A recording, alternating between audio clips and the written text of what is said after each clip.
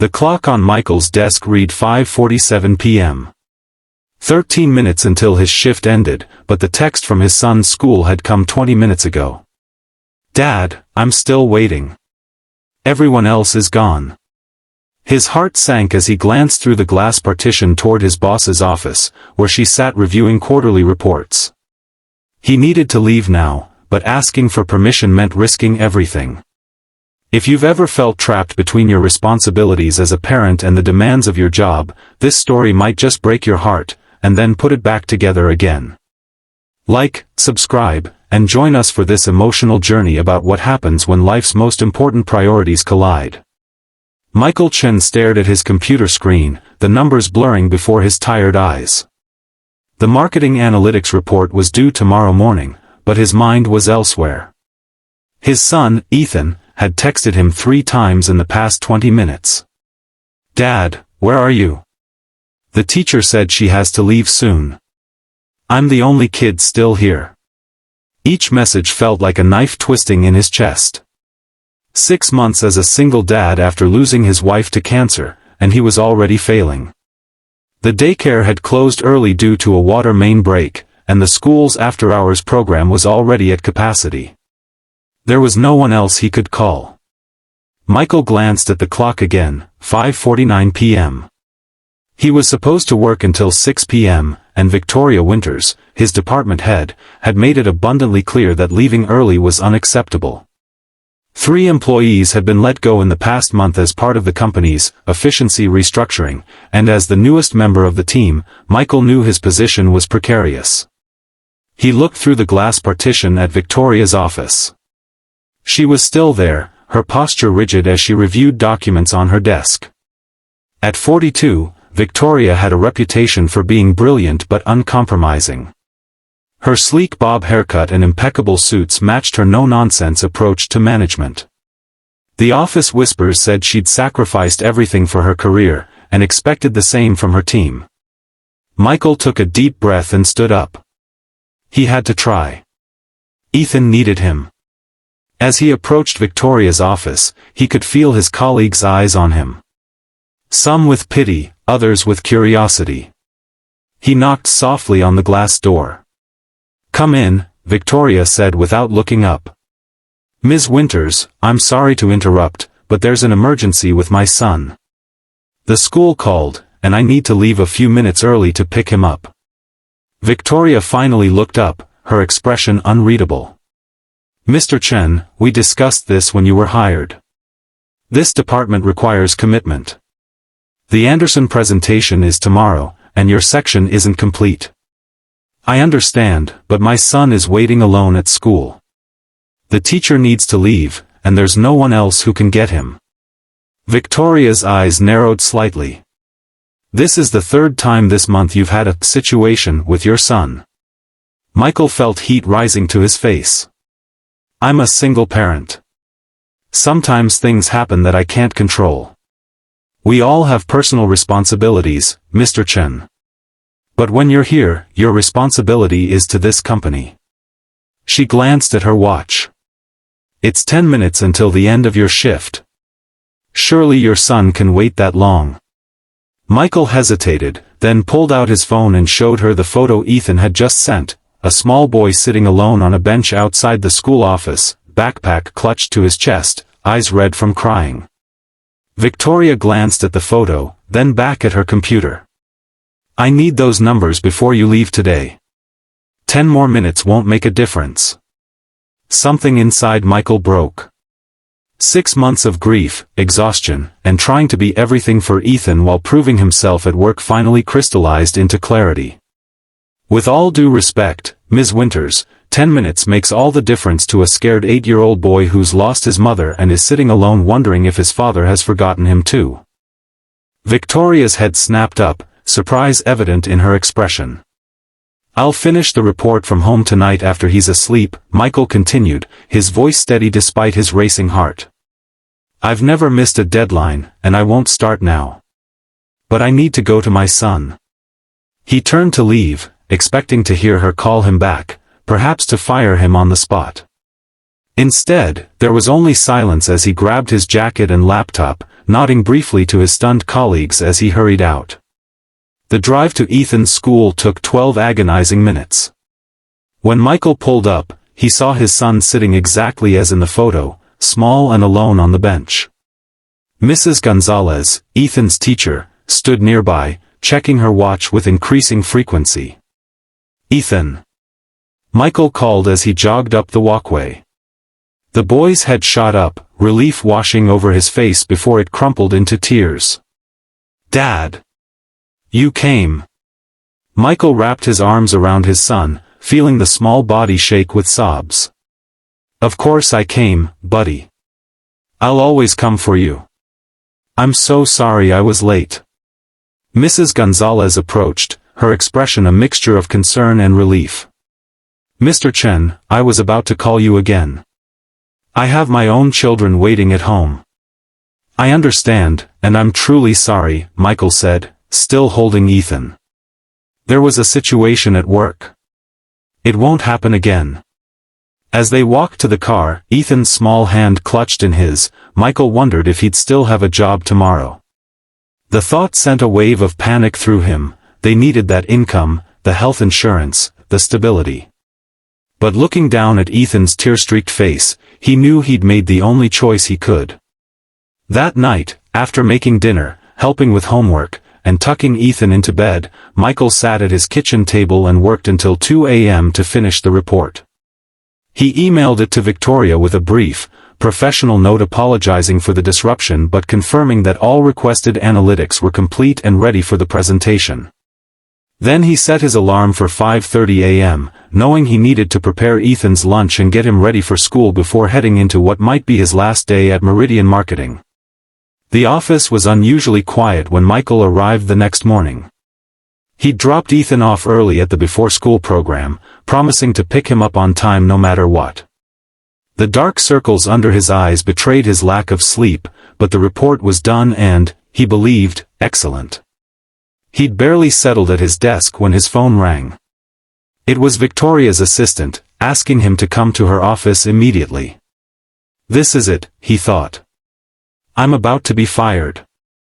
As he walked the short distance to her office, Michael mentally calculated how long his savings would last, which bills he could defer, and how quickly he might find another position.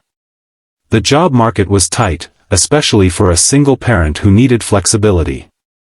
Victoria was standing by the window when he entered, looking out at the city skyline. She turned as the door closed behind him. "Mr. Chen. Please sit down." Michael sat, back straight, preparing himself for what was coming. "I received your report at 2:17 this morning," she said, her voice neutral. "The analysis is thorough and exactly what we needed for the presentation." "Thank you," he said, waiting for the inevitable, but that would precede his termination. Victoria sat down across from him, folding her hands on her desk.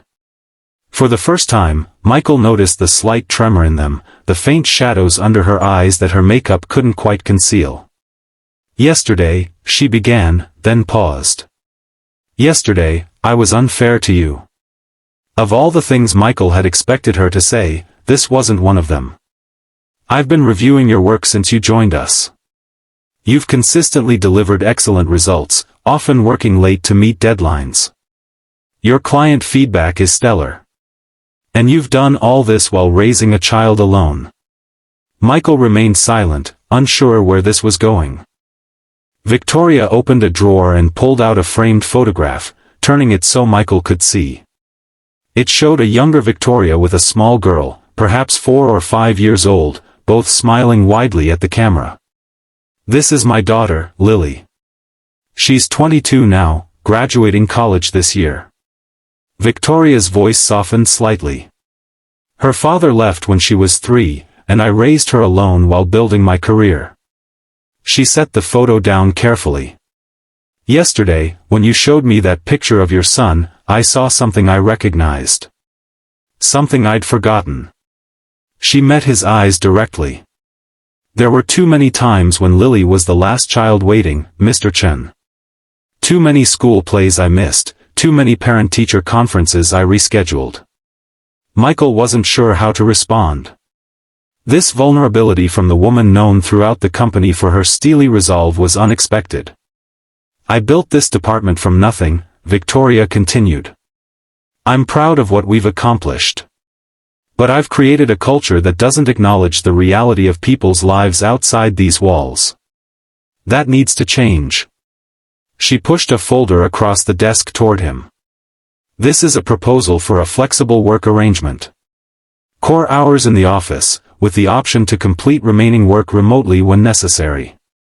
I'd like you to review it and suggest any modifications that would help you balance your responsibilities." Michael stared at the folder, then back at Victoria, stunned. "Additionally, I've spoken with HR about implementing a broader flexible work policy for the entire department, particularly for employees with caregiving responsibilities." She straightened in her chair, some of her usual authority returning to her voice. "This isn't charity, Mr. Chen. It's good business. We lose talented people when we fail to accommodate the realities of their lives." "I don't know what to say," Michael admitted. "Say you'll help me design a better workplace. One where parents don't have to choose between their children and their careers." For the first time, Victoria smiled slightly. "And say you'll forgive my behavior yesterday. It was a wake-up call I apparently needed." Michael nodded slowly. "Thank you for reconsidering. This means more than you know." As he stood to leave, Victoria added, "Mr. Chen, Michael. How is your son today?" The simple question, asked with genuine concern, caught him off guard. "He's okay. Resilient, like kids are. But it's been hard since his mom died." Victoria nodded. "Children need consistency. Security. To know they're the priority." She glanced at the photo of Lily again. "Some lessons I learned too late. Perhaps you won't have to." Over the next few months, the atmosphere in the marketing department gradually transformed. Victoria implemented the flexible work policy, allowing employees to adjust their schedules around family needs while maintaining productivity standards.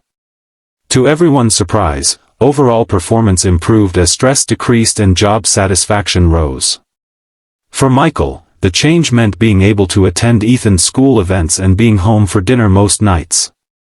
He still worked hard, often logging in after Ethan was asleep to finish projects, but the crushing anxiety of having to choose between being a good employee and a good father began to ease. The real surprise came 3 months later, when Victoria asked Michael to help present their department's new work model at the company's annual leadership conference. "Our retention rates have improved by 22% since implementing these changes," Michael explained to the room full of executives. "And client satisfaction scores have increased by 17%. Victoria stepped forward. "What Mr. Chen isn't telling you is that this transformation began with his courage. When faced with a choice between meeting a work deadline and being there for his child, he chose both, and challenged me to find a better way forward." After the presentation, the CEO approached them. "Impressive results, Victoria. I'd like to explore implementing similar policies company-wide." As they gathered their materials, Victoria turned to Michael. "I have tickets to the Children's Museum this weekend. My niece was supposed to visit with her kids, but they had to cancel. I thought perhaps you and Ethan might use them instead." Michael smiled. "He'd love that." "Thank you." "One more thing," Victoria added. "We're creating a new position, Work-Life Integration Director. It would involve developing policies that help employees balance their professional and personal responsibilities. I'd like you to consider applying." Michael was speechless for a moment. "That's unexpected. Is it? You've been doing the job unofficially for months." Victoria's expression softened slightly. "Sometimes the people who understand what needs to change are the ones who felt the pain of the current system most acutely."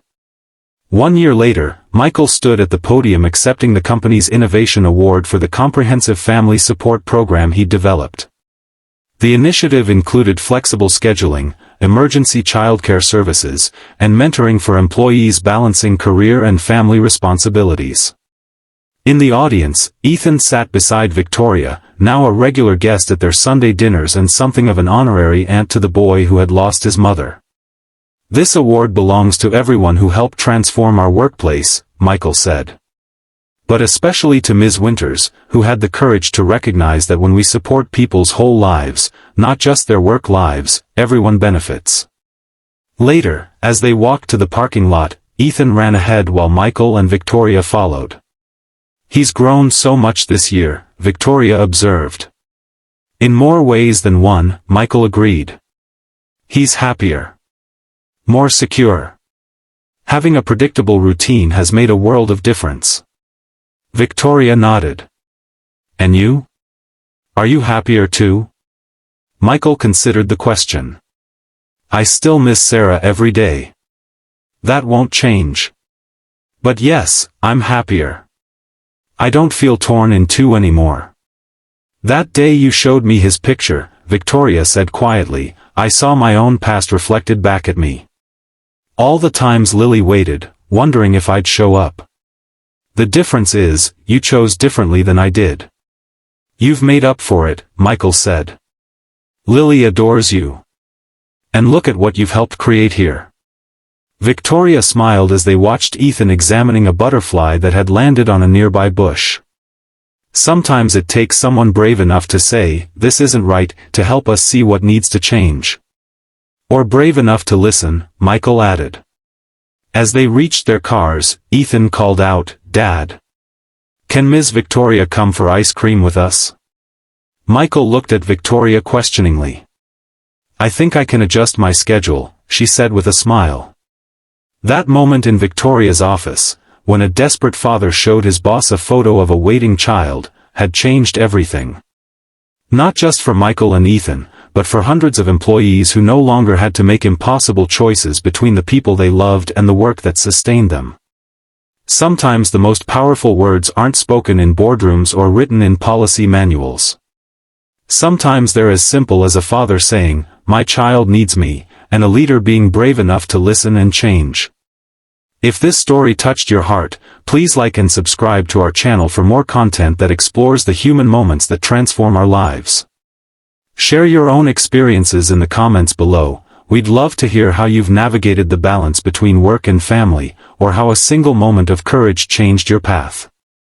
Remember, in a world that often asks us to choose between what matters and what pays the bills, sometimes the bravest answer is, "I choose both."